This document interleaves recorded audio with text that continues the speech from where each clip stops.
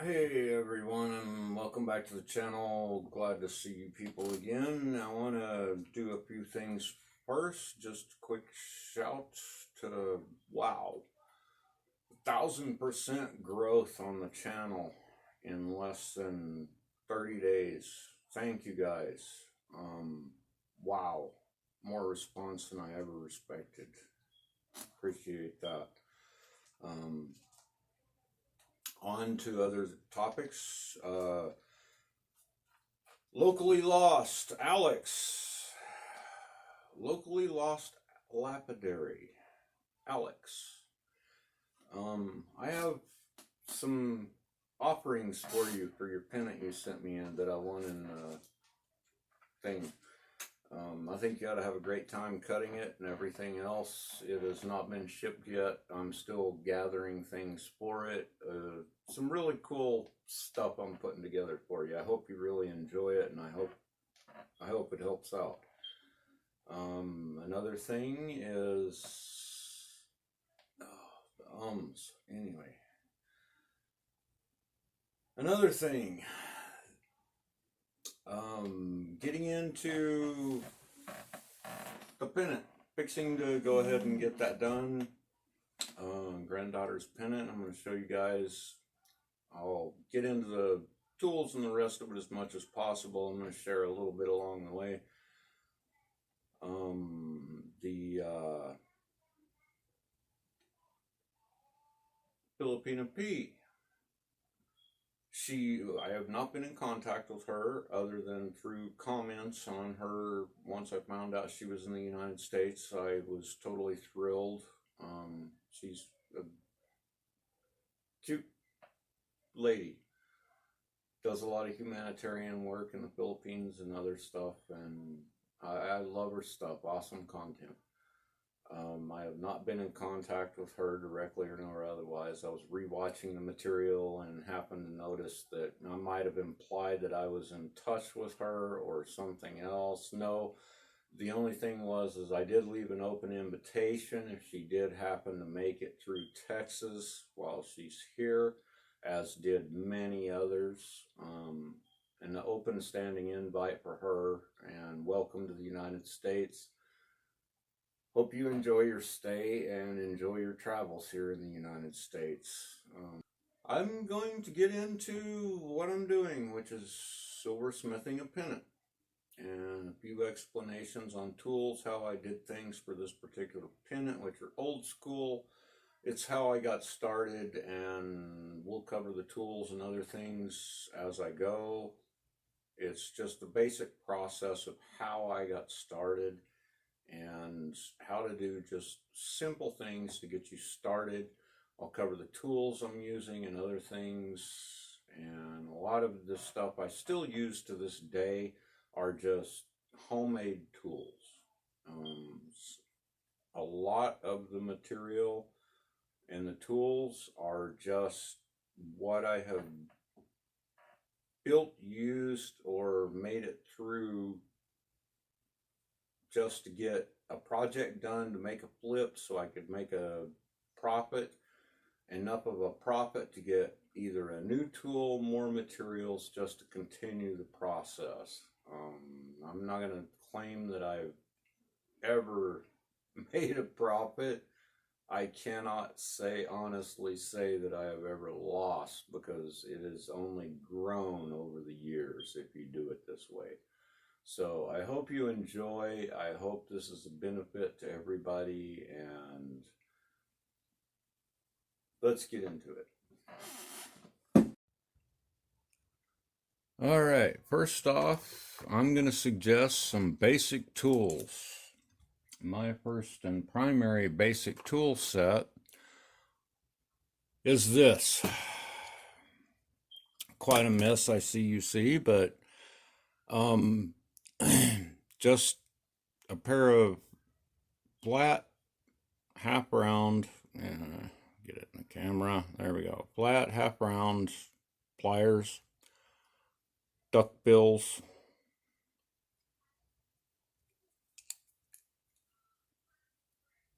something with like an end cutter on it, and smooth jaws. All of these the simplest way to remove a mark out of a tool, out of a piece of finished jewelry or silver, is going to be this: don't put them there to begin with. So these tools, do not use them for anything else other than precious metals, and you won't have a problem. This is my first set of tools I ever had.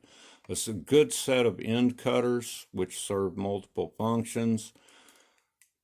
If you ever use them on anything other than precious metals, gold, silver, you take the chance on damaging the tool face and leaving more problems in your finished work that you will have to remove later.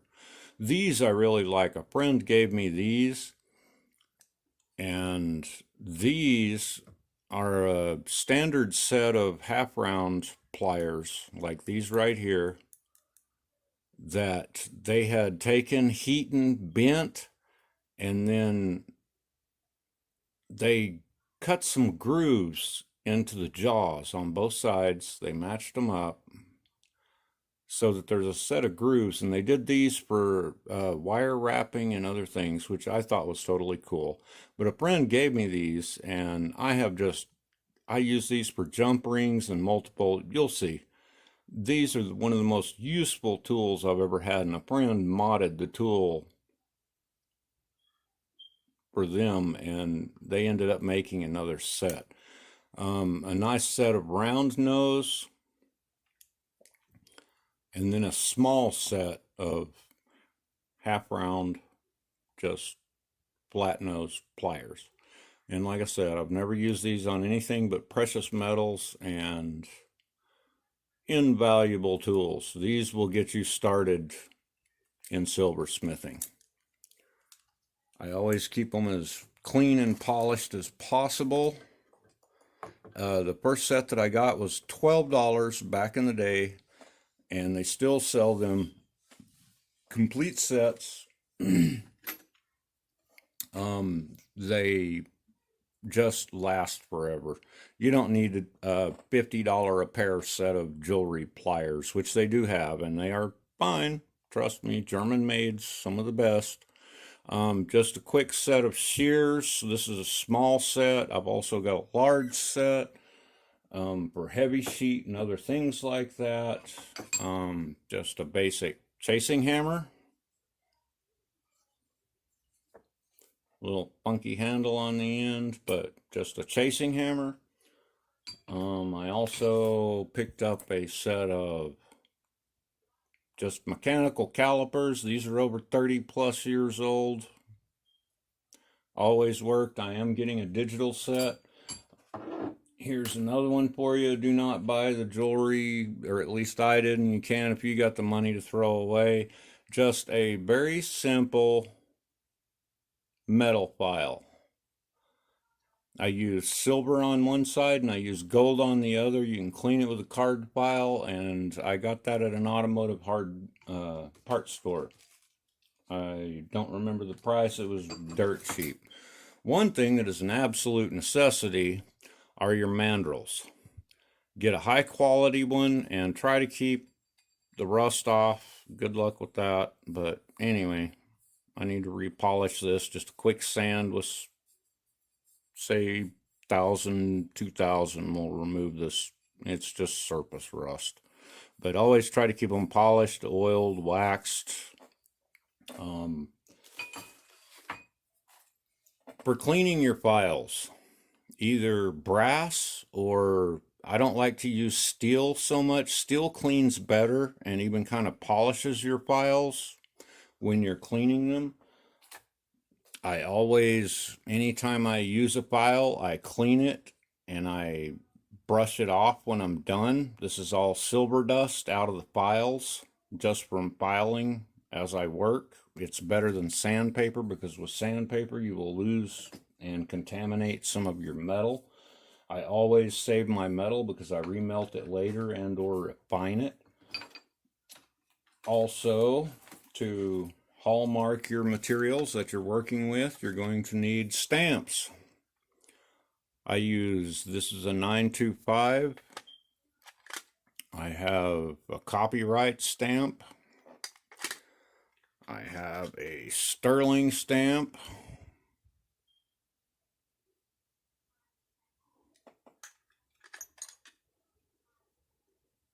And I have a bent sterling stamp, which this one is made specifically for bracelets, rings, things like that, where you have to get inside of something to put a sterling stamp in there.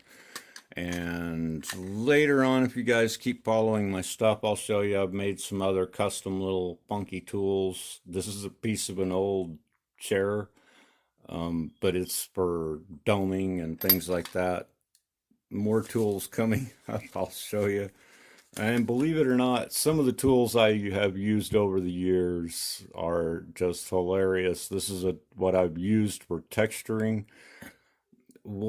I'll cover that someday again. Just some of the tools, and yeah, use what you've got if you don't have the money just to get the job done.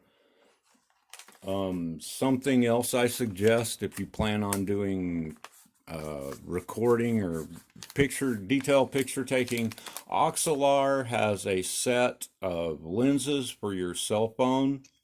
So if your camera isn't all that great, has a wide angle, a fisheye, it's got a 10 power loop setting, and it just clips on your cell phone. It's awesome.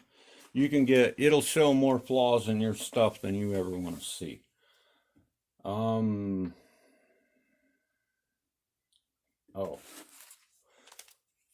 Another $12 item, just a basic set of jeweler's needle files. They are invaluable because you're going to need it for cleanup and other stuff. Once again, these are very simple, and you just use a little bit of oil on them once in a while, machine oil, 3-in-1 machine oil, and then brush them onto a piece of paper or something to collect the silver dust on them after you clean it, and you can remelt that, refine it later, whatever, depends on your circumstances. I refine all mine now. So another thing, when I got started, there's the opal we'll be working on. Scrap, access to just sheet scrap, anything like that. Sometimes you can find a friend, another bench jeweler or something that has just buy their scrap. It's a great place to get started. Everything else, jump rings, don't pay for jump rings. Jump rings are so simple to make. This is just a dop stick. You can still see the wax on the other end because I was in a hurry for a project. I just needed to get it done. So yeah, you just buy the wire. It takes a few minutes to come out with the jump rings you need, and you can do about anything you need. Alrighty, I think, tweezers, solder tweezers. Yes, you're going to need a few sets of tweezers. This is my newest set. I barely use them yet because I'm still using my old ones. You are going to need solder picks. This is one of my old ones. This is titanium. It stands up beautifully well to the heat. It does not rust. It is beautiful, and I have literally burnt the tip off of that. You can get, does this one come loose? Nope, that one's a permanent one. You can also get, and the tweezers are titanium also. Titanium holds up very well to acids and things like that, and it does not. This is a new one, and I really like this set because the tips can be replaced. They just screw out of the handle, and you can buy new tips. I think they come in sets of 3. These are titanium tips, and I think you can get steel also. I prefer the titanium. The titanium holds up to the heat. It's acid resistant because even a titanium over time, this one's non-replaceable, but even the titanium picks, you're going to cook them up. So that's just a fact. So stick with the titanium. This is one of my first set of titanium tweezers that I ever bought. As you can see, they are a little stubby now, because the reason I quit using them is because it literally burns my fingers now. So yeah, over the years I have done a little bit of soldering, and I have totally roasted a set of titanium tweezers, and I still use them. So they don't rust, they're acid resistant, they're just great stuff. I love the titanium. Other than that, you're going to need a magnesium block. These are mag oxide, which is very heat resistant. This is one of my first mag oxide blocks, by the way, the leftovers of it. It is literally disintegrating. I've used it so much, but I still use it. This is one of my production boards when I'm laying out whole sets of pieces and everything else. It's 12 by 12. This was a 6 by 12. And I have literally, that's about all that's left of it after 30 something years, and it's about had it. But anyway, it's something familiar about old tools. I love it. Um, I like the sheet because you can just buy the sheet and trim you off a bezel or whatever you need. You can use it for backing. And if you get a couple of different thicknesses, even if you just buy some different thicknesses. I'm into casting and everything else, so I've got a lot of extra parts that I can do, and I'll get into all that. I'll show you guys the casting and everything else down the road. But for now, we're sticking to this one pennant, and just kind of a starter on where I'm at. I use an empty Bic lighter for my torch light. What I use for torch and soldering is a Prestolite, and I think this is a 01 tip. I don't remember. I'll check it in a second here. It's just a Prestolite. It's a turbo torch. It just uses a Venturi type system to pull it in. I'm going to look real quick and see if I can see the number on this head, because I think it's a 01. It's one of the smaller ones. This works so well. And an acetylene B-type bottle. Don't get sick on me. Anyway, an acetylene B-type bottle, a simple regulator, and you will 30 plus years, and I wouldn't change it for the world, other than the fact that sometimes with platinum, gold, and some other stuff, it's nice to have faster, easier heat. So that's basically where all that sits. And this is just a pie pan, a cake pan I flipped over to keep my board off the desk so I don't start a fire. Another thing, you're going to need some pickle solution. They sell that all over the place. You just mix it up. It works to pickle. I use a candle warmer or a coffee cup heater to heat my pickle solution when I'm working on my bench and everything. And I think that's the other thing, very important.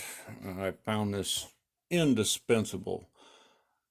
This is the high temp self pickling flux in here. And pardon the dust, it's been a while working on all that, cleaning all this up and finishing projects so that I can get my bench cleared up for some actual videoing in the future. But this is just a self-pickling high temp flux, and this is invaluable, especially when you need to be able to get in there and just put a little tiny microscopic bit of flux where you need it for detail work, filigree, other things like that. For heavy cutting, just a standard hardware store, and these are awesome for the heavier cuts.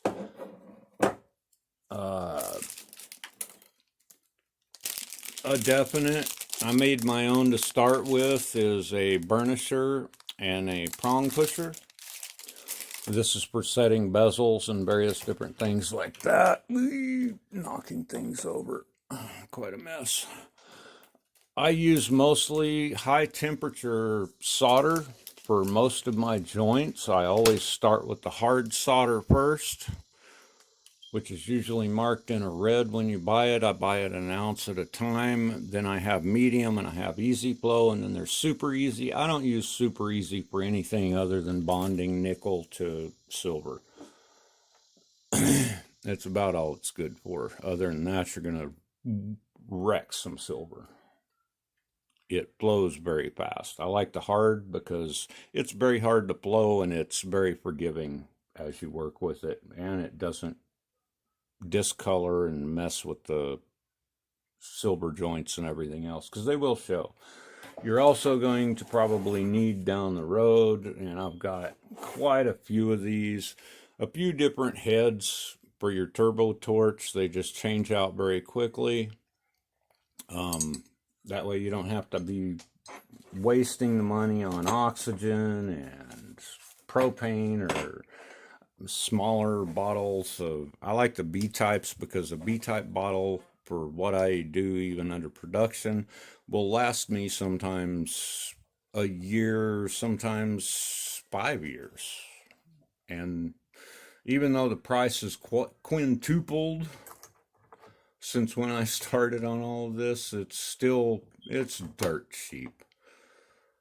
You can do more soldering than what you need to know. The other thing is Handy Flux. This is one of my go-tos. It is an absolute must. This is just a quick, easy paste. Just a little bottle, a little container like this will last you, as you can see from the top here, decades. I bought a huge jug of the stuff, so I think it was a 5-pound jug of. I will never run out of flux again. Another absolute necessity is going to be liver of sulfur. Various different forms of this.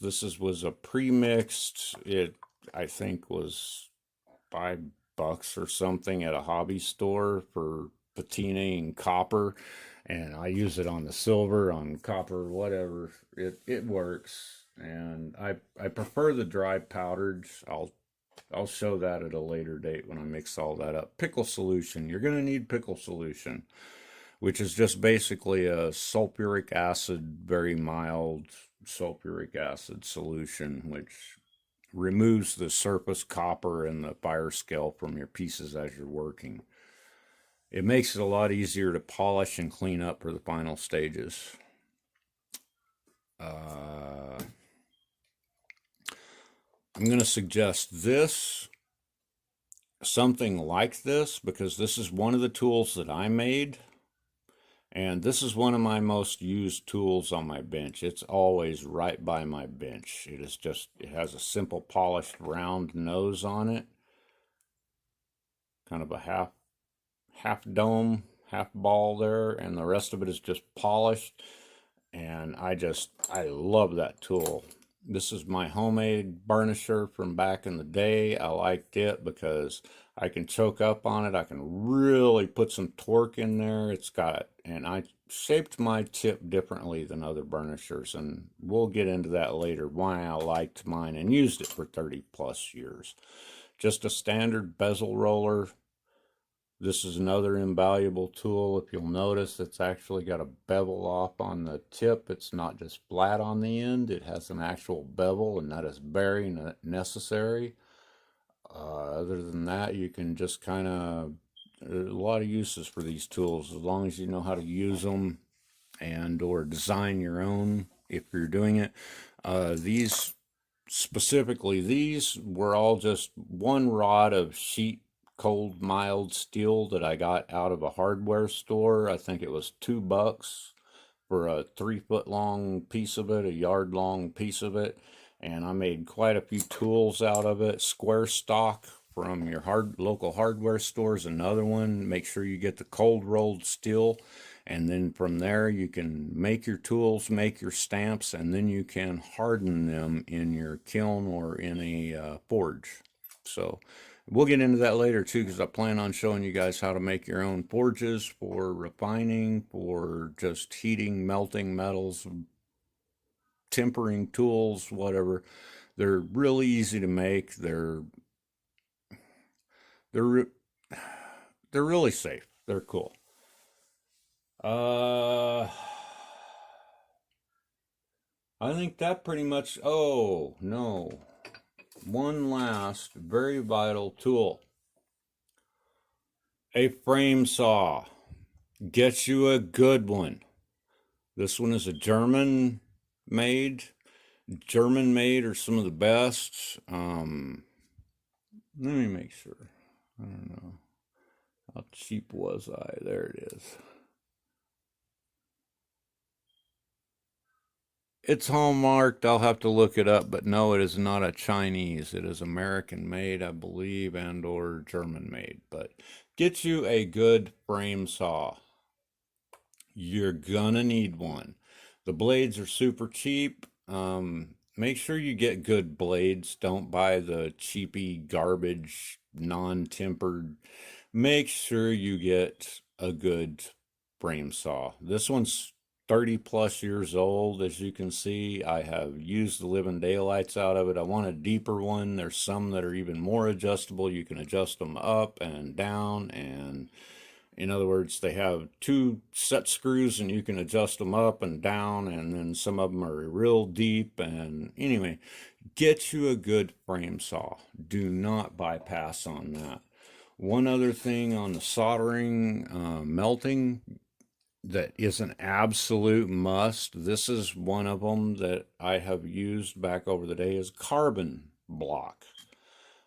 They sell these either pre-carbonized or this is just a piece of ash, white ash that I used that, and as you can see on one end and on the back side, it is just raw wood. I have not even finished carbonizing it other than the top. I use this mostly for just things that I don't want to oxidize, for quick melts to make my balls, various different things. We'll get into the uses on all that later. And I pull a little bit of my Handy Flux out. I mix it with a little distilled water. I put it into a little side container, and that way I can just dump a little distilled water in it. I always keep one of these on my bench. This is just a printer ink syringe. It's for refilling printer cartridges, but it's perfect for what I use it for. I just keep it filled with, I use it for alcohol, I use it for distilled water, and it's perfect for shooting a little distilled water into your flux solution if it dries out a little bit. Other than that, I think I have finally, no, one more. Two more actually. An X-Acto knife. Keep an X-Acto knife. These are invaluable for scribing, marking, and so many different things. You're going to need it. A fine tip and regular tipped Sharpie. These are invaluable on not only a solder bench and everything else. Number two is a good mechanical pencil. I think this is a 0.04. Make sure it's a good one with the fine leads, a good eraser, and don't buy the cheapies. They are the pits. The leads break everything. Get you a good mechanical pencil. It's not like the ones that I have tucked away for my drafting and stuff, because I have a set for drafting, which is very high-end ones. I don't even remember the name of them, but I think they're Scriptos. But anyway, they're very high-dollar pens. Make sure you get on certain tools like the pencils and other things like that. Don't skimp. Get the good ones.